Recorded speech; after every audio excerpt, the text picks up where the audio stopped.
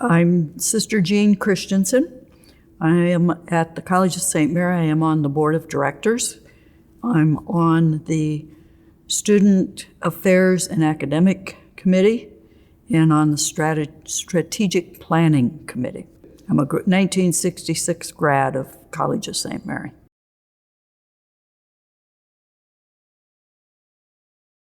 Campus was very, very small. Predominantly, the students were Sisters of Mercy in various stages of formation.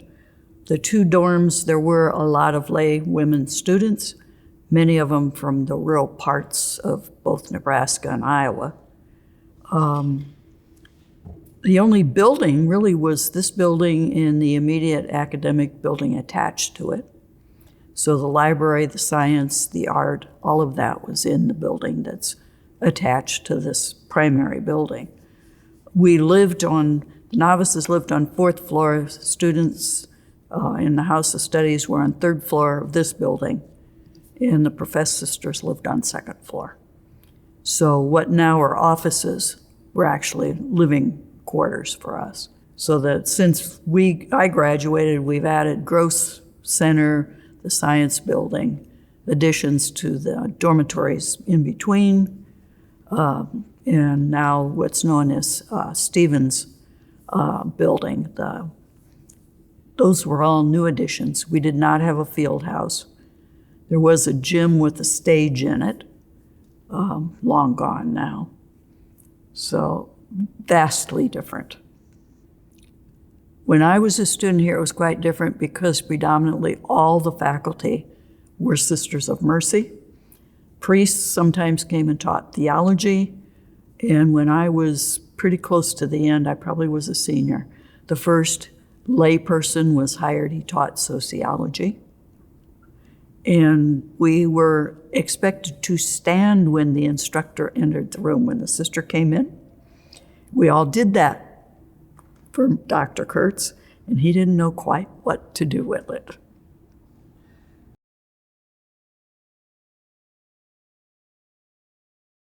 This building was built in the mid-50s. The College of St. Mary began in 1923. We were more than 100 years old now. But that was this was not the original College of St. Mary. It was built in a field. So this was countryside, basically. So that's historically what I knew as the College of St. Mary. And where, like Mercy Center is now, was an asphalt road up to what was then called Center, West Center. The Army armorer was across the street, the armory. So in the 60s, when we had civil rights things happening, we were here watching helicopters and officers come and go. So yeah, much smaller, built mid-1955, I believe is the correct date. Well, I brought some historic items. They relate really to the Sisters of Mercy, but anybody who were students that time, this particular rosary we wore in a loop. We wore a leather with a habit. We had a leather belt that had a round loop on it, and this went into it.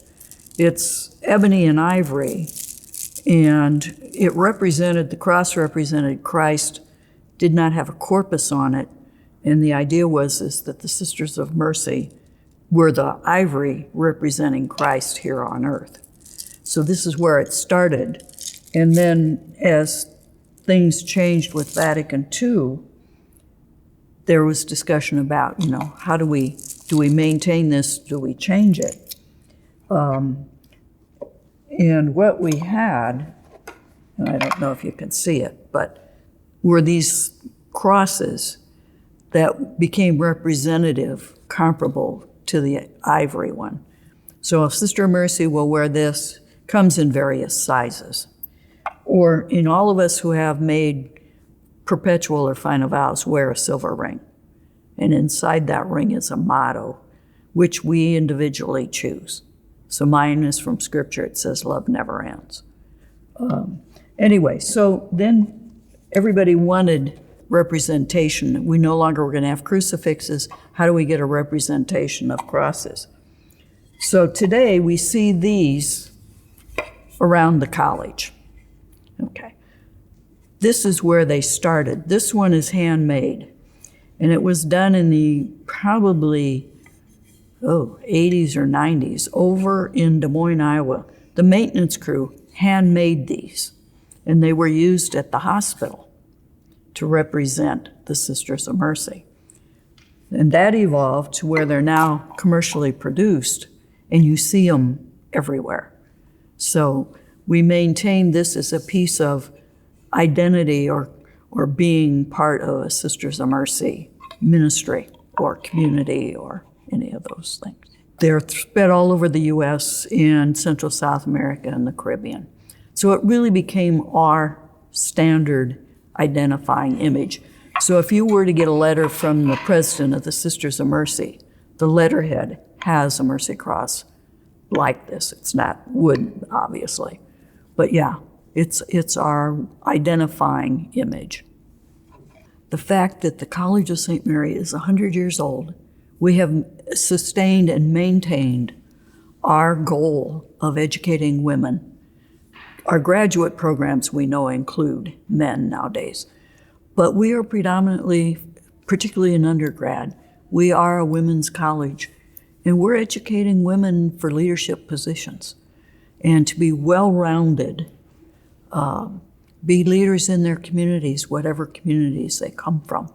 So they get a sound education in all different ways of that. So that's a really important piece.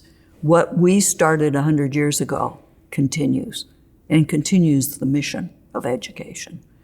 So I think, for me, that's a key. I think the other thing is becoming a Sister of Mercy. I entered right after high school. Some of our women did, some didn't, but the majority did. And when I entered, there were 24 of us in 1961 that walked through those front doors. I think there were 7 of those from Mercy High School. The rest were from around the U.S., what was then known as the Omaha province. Went from Omaha to California, north and south. So we had women from North Dakota, we had women from California, we had women from New Mexico, and so on. I am a native Omahan. I graduated from Marion High School, and I get a lot of grief for that sometimes, being Mercy High's competitor. But I truly did not want to teach, for one thing, and that's what they did, the Servants of Mary. I have a lot of friends in that community, so there's not bad feelings. But I'm a social worker by training, and that's what I wanted to do. But I was also very much influenced by a woman named Sister Mary Joel. And when I was a high school student, I worked at what was then St. James Group Home for Children, originally known as the Orphanage St. James, founded by the Sisters of Mercy. And that sister really influenced my vocation. And the other women who were there, I mean, they worked hard. Taking care of kids is hard. But they were very human persons. They enjoyed having a good time. When I was old enough to drive, we would sneak them out to A&W and whatever. But they went sledding in the winter and all of that kind of thing. And one sister was there for the summer, and she was bicycling on the grounds, got her veil. We were still in the old habit. Got her veil caught in a bike chain. She didn't want to get in trouble for that. So how are we going to get her out of that without tearing it? We managed. But, you know, it's that kind of person that said to me, I want to be one of them. They're also deeply spiritual, and, you know, we bring all those kinds of gifts. But our fourth vow is to serve the poor, the sick, and the ignorant. And that's what I wanted to do. That's what I have done. I taught for 5 or 6 years, and I've directed peace and justice offices. I've currently am engaged in education and advocacy against human trafficking. Do a lot of that from home, but I do sometimes I do presentations. So to address the needs that are out there that are unmet by others. Spent 10 years doing affordable housing, which I dearly loved. It's a high burnout ministry because you can't ever just put someone in a house and walk away. But we housed By the time I was finished in those 10 years, we had 90 units of housing for low-income families with kids, mostly single moms. So that's what we do. And educating women is a big piece of that.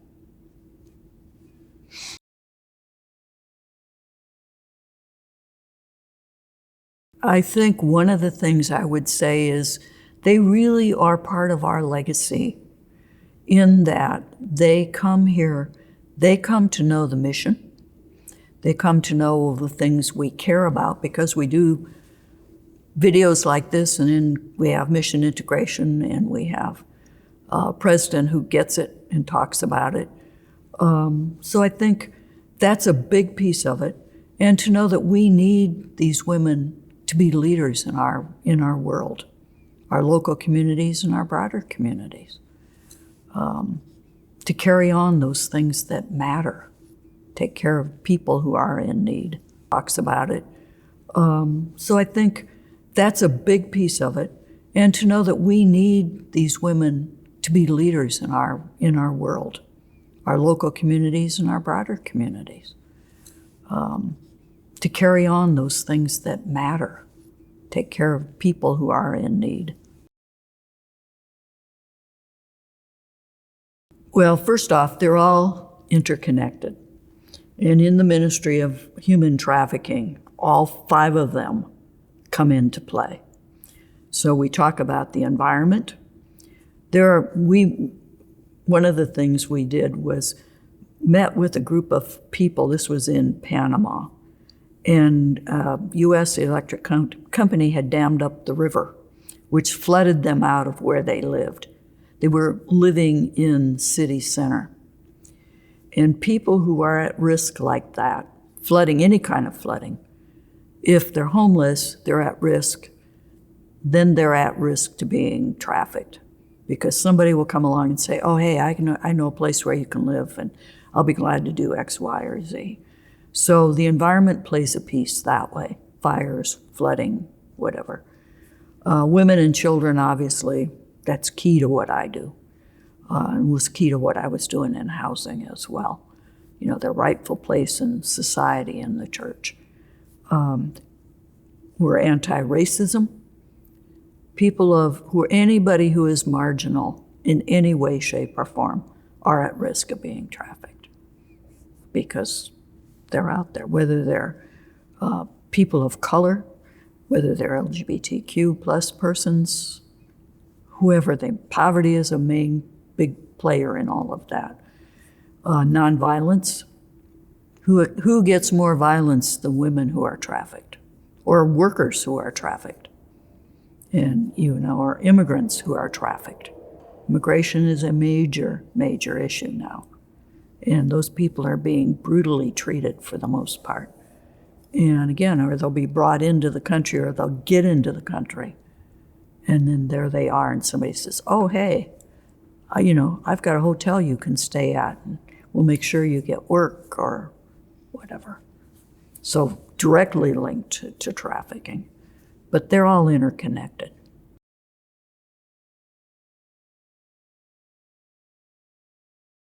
Well, first off, yes, it started with Catherine McCauley. Catherine McCauley built a house in the middle of a well-to-do neighborhood, and nobody was happy about that, except Catherine and the women who helped her and the women who came. It really was a form of shelter, because who lived there for the most part were young women who came in from the country. And they came in to work and often were mistreated by masters of the houses where they worked. So Catherine taught them skills so they didn't have to go live in a house and be a maid or a nanny or whatever. So yeah, it started there. And as I said earlier, we take a 4th vow, and that vow is to serve the poor, the sick, and the ignorant. And that comes from Catherine as well. So it's fulfilling that which we promised to do.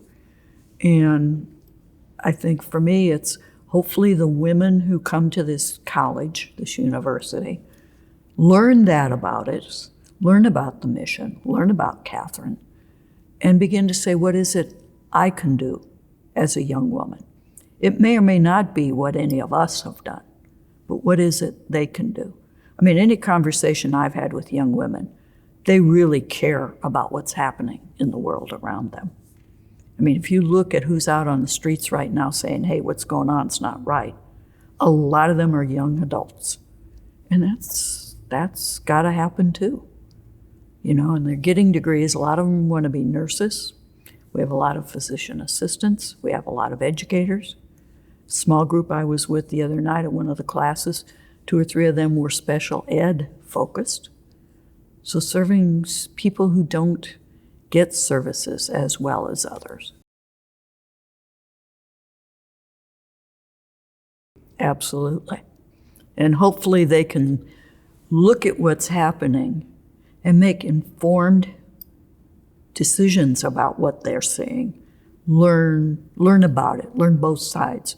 I worked for a bishop down in Kansas City in Peace and Justice, and he always said, know both sides. Because if you know both sides, you know how to address that. So I would hope that, they can intellectually and morally and ethically understand and then make their decisions based on that.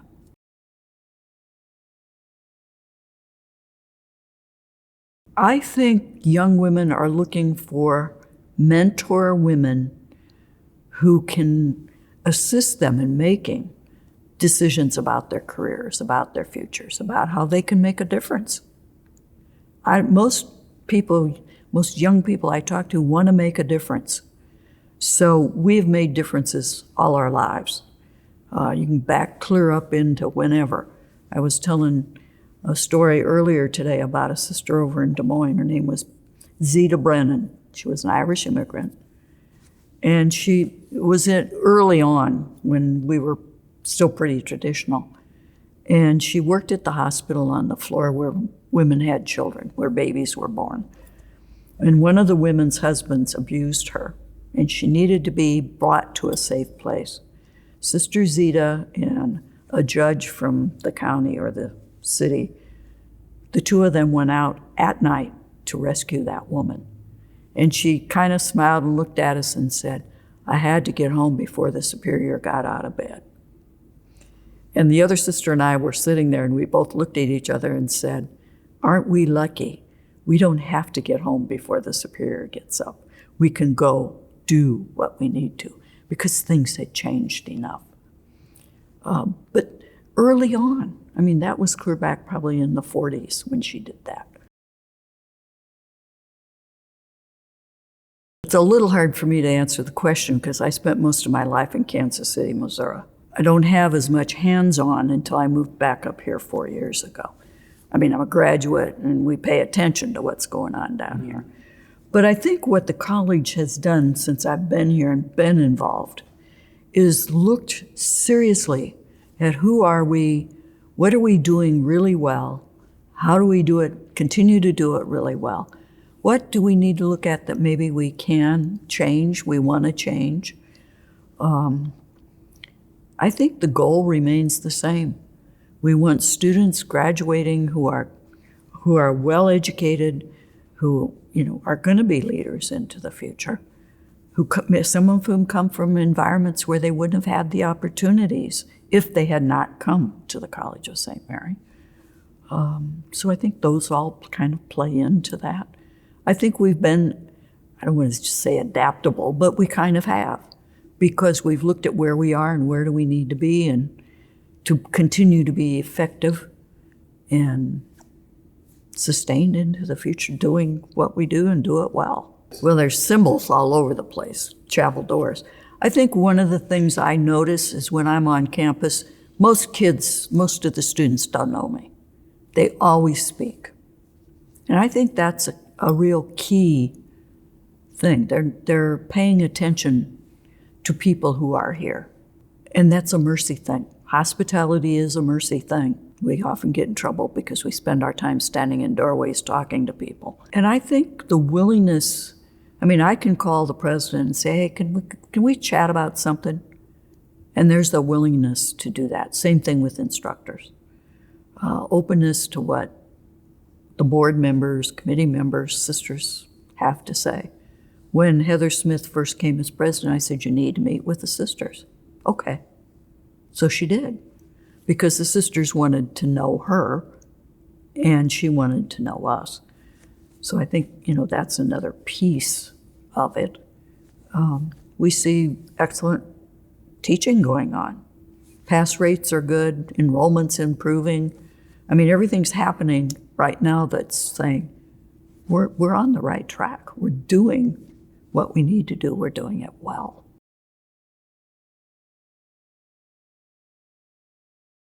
I suspect if we compared the catalog of classes available from 1970 and classes available today, you'd see that.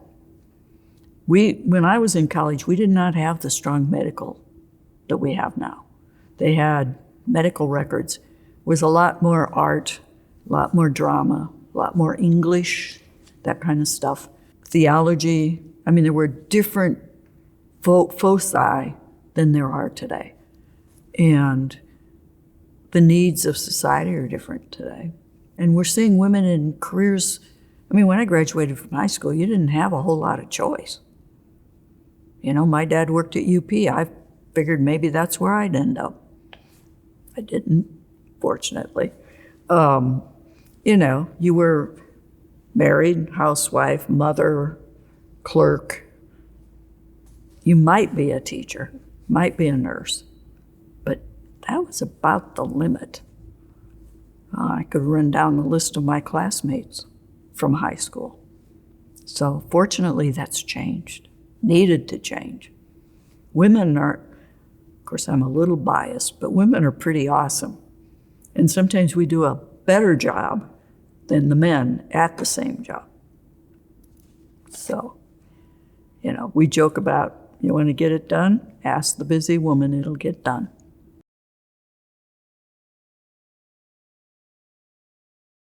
People like Sister Joel and the other sisters I encountered at the children's home who were very human. They were very prayerful women, but they were also very human women. I think that was a piece of it. In fact, when I told her I wanted to enter, first thing she asked me was why, and to make sure that I wasn't entering to run from what I saw happening in the families of those kids. So to be realistic about that decision. I don't know that as an 18-year-old I was into, spiritual experience or whatever. You're always asked, why do you want to? Well, I want to enter to save my soul and to serve God. That was 1961. Big difference than today. If you ask somebody today, it'd be a totally different thing. People used to ask us, well, why did you come to the convent? So you'd kind of give that pat answer. Well, after people started leaving after Vatican II, people started saying, why do you stay?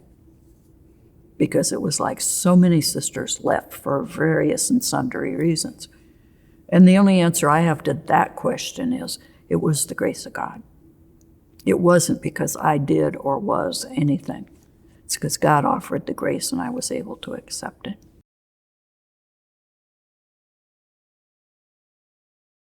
Well, one of the ways is if we can interact with them and physically, like Jennifer's class has students, I think it's a theology class, who interview sisters every year. And that's one of the questions was, you talk about spirituality and talk about, how do you find God? Where is God? Who is God for you? The other night at the class that we were sharing with small groups of students, that was one of the questions we talked about. Where do you find God? Who is God? And part of my answer is I find God when I go outside and be in nature. Think about the creation that God gave us and the beauty that's there. So I think a lot of it's interaction. Hopefully, they don't see enough of us. Used to be they just saw us all the time. But it's not the case anymore. And I don't think I would be the woman I am today if I were not a Sister of Mercy.